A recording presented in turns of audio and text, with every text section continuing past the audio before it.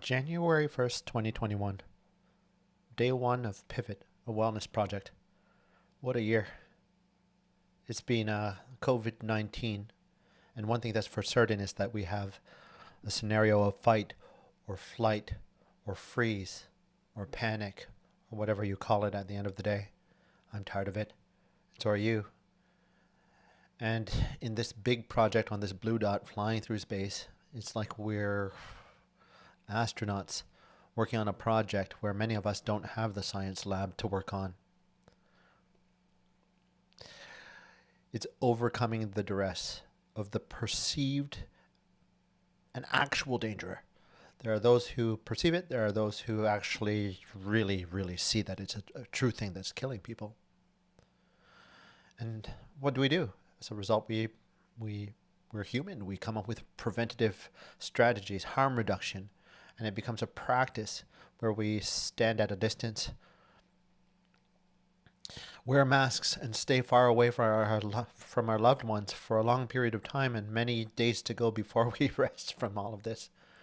And our wellness, our capacity to take care of ourselves, and our ability to be strong in this has been, on one end, very impressive, and on another, a daily test. So for me, day one, January 1st, 2021, I'm trying to reverse the wellness issues that have presented themselves for me mentally, cognitively, emotionally, morally, spiritually, interpersonally, and at the end of the day, what did I do? I've purchased a squat rack and weights, and I'm deciding to turn my bubble in this isolation into a world where I can actually convert all of this and make it something where I can display in video format a version of a conversion where the gyms that are closed, my livelihood that's been closed, the restaurants that have been closed, my inability to be able to firmly grasp it, translated into something new. Day one.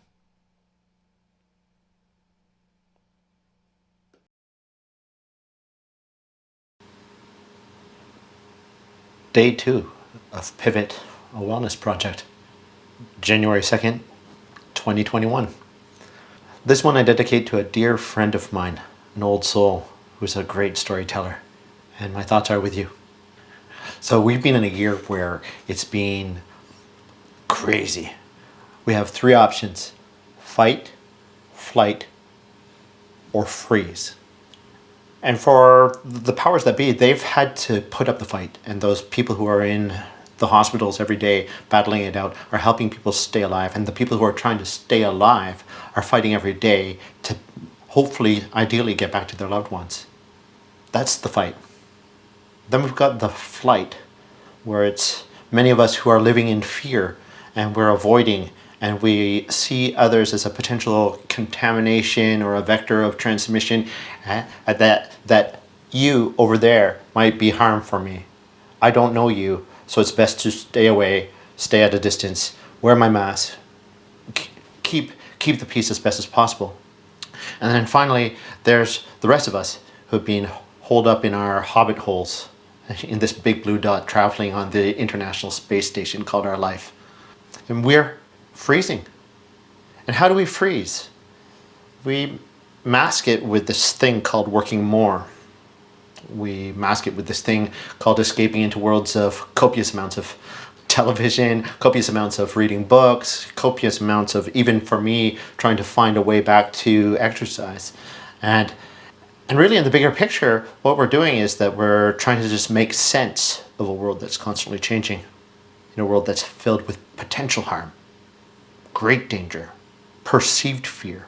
So my story is a story that's to remind me of my first lesson of harm reduction.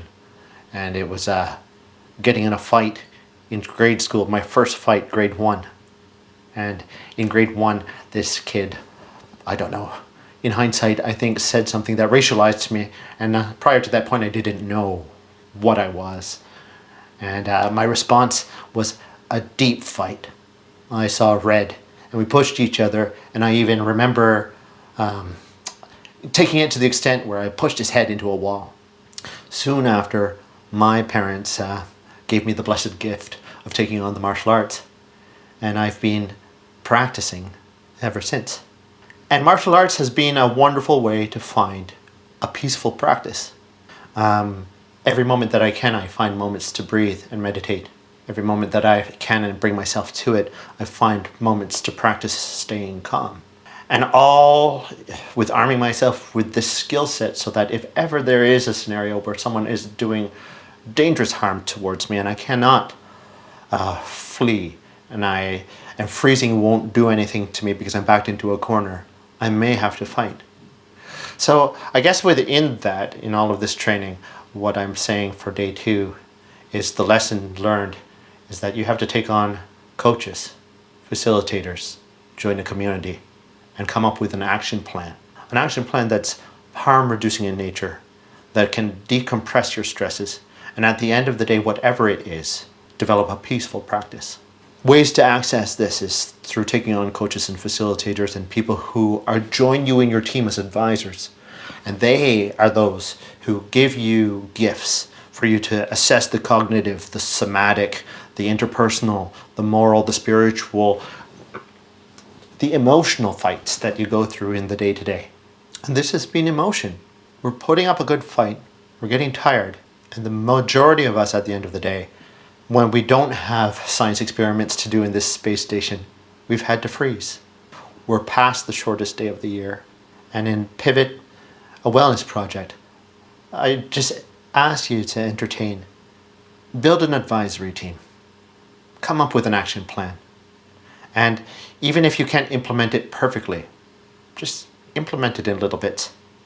Find your way to practicing peace.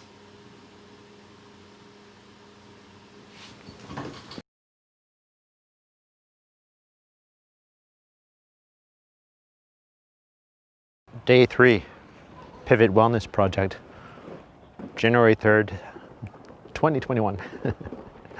I decided to take a walk in the cognitive, the emotional, the somatic, the spiritual, the moral, and find a way into a park to reflect more on this fight, flight, or fear. Children tobogganing down a hill, taking that big chance of falling, scraping an elbow, twisting in the ice, and then they run up that hill to only do it again. I guess what I'm saying is that in this context, we're looking at inviting the power of play. Not only have we been dealing with harm reduction, reducing stress, keeping people at a distance, but now we have to find a way as we emerge past this hump of a pandemic, which we're knee deep in right now, maybe in over our heads, and find a way to structure play back into our lives. How do we do it? In my world, I used to work for a wonderful company that provided music for many spectators to enjoy. I used to provide regular services in a gym environment to help people take care of their bodies. Many used tos. I used to go to restaurants to take in terms of food and entertainment and delight with my friends. For sure, we've had a lot of restrictions, but as you know, we've come up with many solutions in terms of substitutes. What sits beneath this notion of fight, flight, or freeze, in terms of the undercurrent of all of it, is what it's for. It's there in our modern times to remind us of the importance of play. One of my favorite documentaries that I've watched in recent years that I've referred people to in consideration of the power of play is actually titled that, Power of Play, and it was designed by David Suzuki in The Nature of Things. And it points to why animals and human beings and animals of all sorts, bugs, everything, have plays. Play exists in dogs chasing each other and tumbling and barking and running around their owners and playing with other children. Play is the introduction of risk of children gliding down hills. Play exists so that we can explore the ever-present, so that we can be prepared for the promising future. And in the roughness and inventiveness of it and all of the innovations of games that children come up with, who knows what awaits for them when they face it as adults, this present moment, and they look at it straight in the face and take another chance. So play is where we learn those tools from each other in all these games so that we can be prepared for fight, flight, or freeze. And when true hardship happens in life, what it does is that we've built this resilience through our play so that we can survive and thrive and look to play new games in another day. So what happens when a child loses a game? Other children invite them in to play the next game. And what happens when a child feels a little bit left out? There's always another child who just says, come, play. And what happens when you or I or people in this world go through stressors that seem impossible and insurmountable? We must look at each other as a community of people on this big blue dot traveling through space and find ways again to invite each and every one of us to play. So take on a coach, a facilitator, a teacher in your life. Find that community that you can join, and at the end of it all, just play. So in the year, if you've found a way to get a haircut, found a way to eat a meal, found a way to watch a movie and co-share that movie experience with friends, all I can say is that all those moments that you've been frozen, you've been in a fight, or you've flew away from all of those things you used to do, dare yourself to play. Re-engage all of those things you used to do before, and find a new way of being in all of those things. Find ways to listen to music. Find ways to watch theater even though it's not live. Find ways to attend community events even though it's virtual right now. And we can get through this. It's definitely been a rough year for all of us, where we all feel like we're trapped, like animals in cages, trapped in our homes, trapped to explore the world the way we would ideally want to.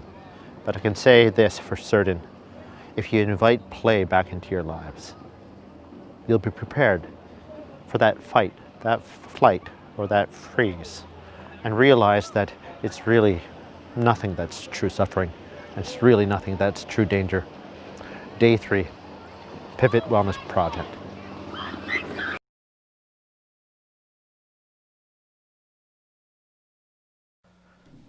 Pivot Day 4. You know, the best part of coaching people for the last 15 years is that I've discovered what I miss is the good story. Thousands of hours. And in all of those thousands of hours, you know, movement, cognitive, emotional, spiritual, interpersonal interaction, and judgments that I've had to make, moral judgments, in order to help people navigate through the things that they need to achieve in this world. And really what does it come down to is play. So today is about play.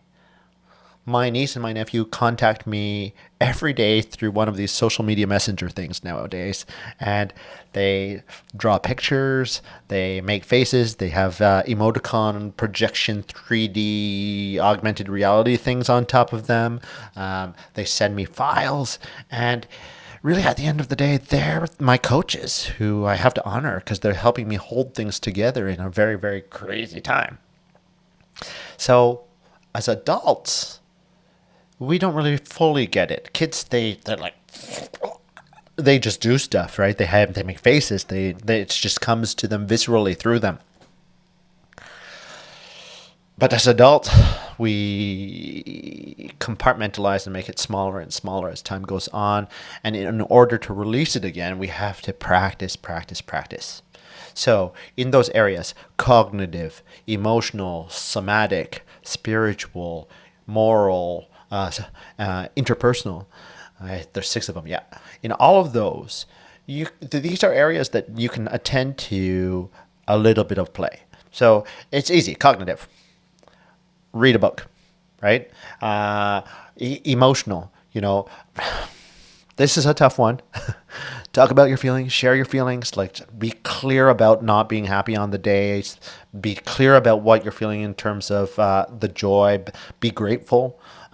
In terms of the spiritual, find time to take it in. Sit, sponge. Find Find moments of connecting with nature in terms of the moral.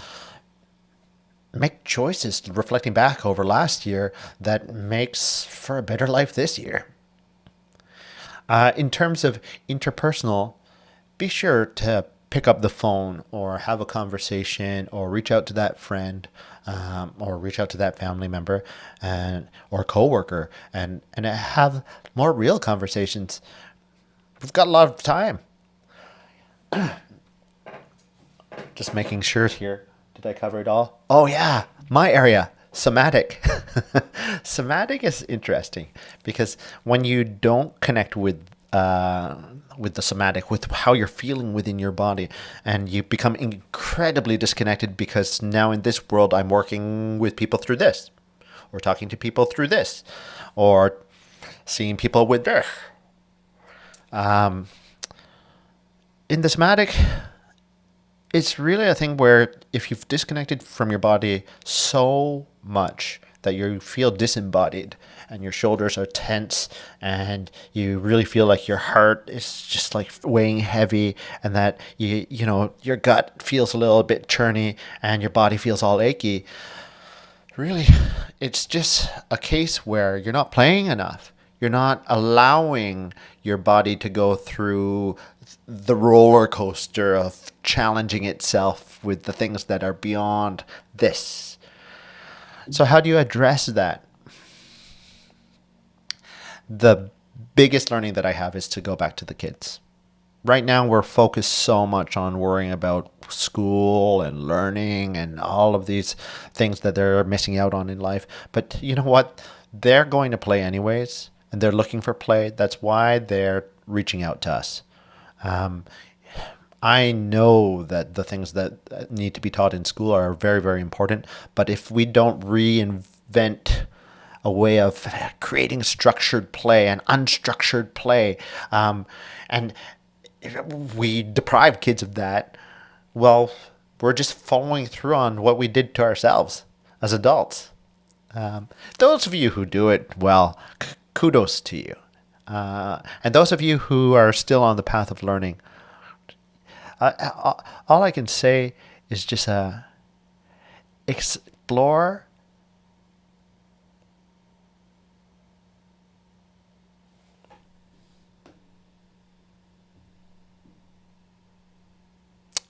and discover what it is you desire,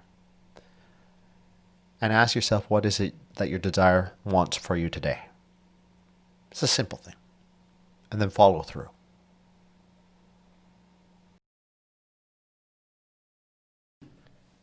Pivot Day 5. This is a shout out of gratitude to all of the teachers that have been in my life. Yesterday, I had an opportunity to briefly visit at a distance with one of my teachers, and I realized that the insights that can be passed on to you in just fleeting moments from a great coach or teacher, they see something in you, and they take the insight from that present moment, and they can feed something to you that ultimately charges you, sometimes in the moment, sometimes for the whole day, and sometimes for years to come. In this, one thing that I look to when I think about fight, flight, or fright in my own fight, flight, or freeze in my own experience is that oftentimes when I feel in doubt, I have to revert back to the lessons that I've learned. And each lesson that someone presents to you is not really them proselytizing to you to tell you exactly what to do ultimately in the bigger picture. It's a lesson to provide you with the safe space. And that's what teaching is, providing a safe space for you to play, learn, take in, absorb. And so that through that resiliency, that strength, that capacity to endure, that capacity to overcome huge obstacles carries you forward into the next moment. And really, when we're looking at the grand scheme of what's going on in the greater world right now, what we're looking to is not the far off distant future. We shouldn't be looking that far ahead. In the greater sense, sometimes we shouldn't even be looking too far even into tomorrow. Because when you're in the fight, flight, or freeze moment, from all of the angles, whether it be cognitive, emotional, interpersonal, whether it be spiritual, whether it be moral, whether it be somatic in your body, when you really reel it in, what you have in this container, it's just the present moment. And so, my call out in gratitude to all of those teachers who have influenced me in my entire life, and me passing it on through this through this medium onto you, is that really in this present moment, all you have to do is design a safe space for yourself and take in all of the learnings from all the gurus and the elders and the people who have taught you and helped get you to here, and really look to the next moment, just the next moment.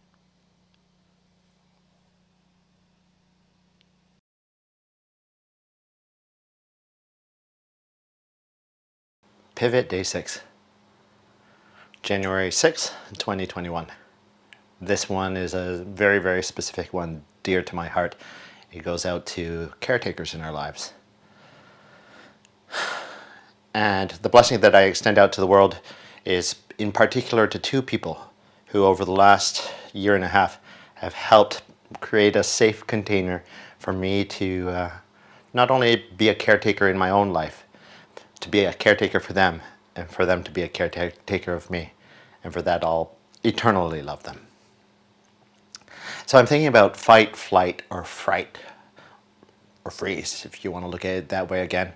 And over the last week, it's been a response for me to a year where I definitely had to fight. I definitely had tons of moments of flight, and I had tons of moments of freeze. And understandably, because we had a world where everything has changed in our way of understanding it, only temporarily. We'll always emerge from these sorts of sufferings, and in particular, we'll do that because we extend care to each other. So, what is this thing about caretakers that helps deal with this reality in terms of cognitive, emotional, interpersonal, spiritual, moral, and in your somatic, in your body? The caretakers are the people that, in many respects, we take for granted, and we take that for granted in ourselves, and we take that for granted in others. In some societies, we call them angels. They are the ones who give us gifts unspoken. But guess what? We enter into this world pretty well guaranteed with a caretaker who takes you as a babe in arms and holds you as you take out your trauma on the world in terms of screaming and wailing and going, I am here. And in those subtle years towards the end, and particularly at the end, there are caretakers, and oftentimes specific caretakers, who are there to help you carry forward to your dying breath. The caretakers that I'm talking about they can be nurses, they can be mother, father figure, they can be teachers, they can be your neighbor that you don't even necessarily know does these little things for you to get out of your way or make the world a better place for you. And it could be the courtesy if you're walking a straight line and someone sees that you're caught up in your head and they move out of your way. And in that moment, maybe they try and engage you with a hello. That subtlety of the caretakers that follow you through every fiber and all of the choices in your life is the unspoken protectors that allow you to reframe that fight, reframe that flight, and reframe that freeze or fright. And it's tough these days because we definitely have to encourage ourselves to stay socially distant from each other and wear masks. But I would make the argument that we've been doing that for a long time anyways. If you aren't connected to your neighbors, I live in this apartment and sometimes I take for granted, though this might not be the safest time to do it, to say hello to my neighbors in passing. But I find that the best way of looking at it, and this is one of my bigger targets for the year, is that the caretakers can be the most subtle of things. And so through the summer, I looked at people who took their dogs out for dog walks and then into the dog parks because we were allowed to do that. And it inspired me because one of my greater goals in the short term, long term is to take on a permanent home for a dog, and embrace that love into my life and offer that love as a caretaker, but also recognize that dog is a caretaker for me. But the great thing about dogs and walking is that you end up joining a community of people in those dog parks where you don't realize that you actually are caretakers for each other's dogs, for your own well-being in terms of having communication with others. And sometimes it's the invitation of that dog for some reason that breaks the barrier, that helps us remove that mask, remove that distance away from each other. And while we still stand at these greater than 2 meter distances, you engage your neighbor in a friendly way that's full of the opposite of fight, flight, or freeze. So for day 6, think of the caretakers in the most subtle ways in your life and give gratitude.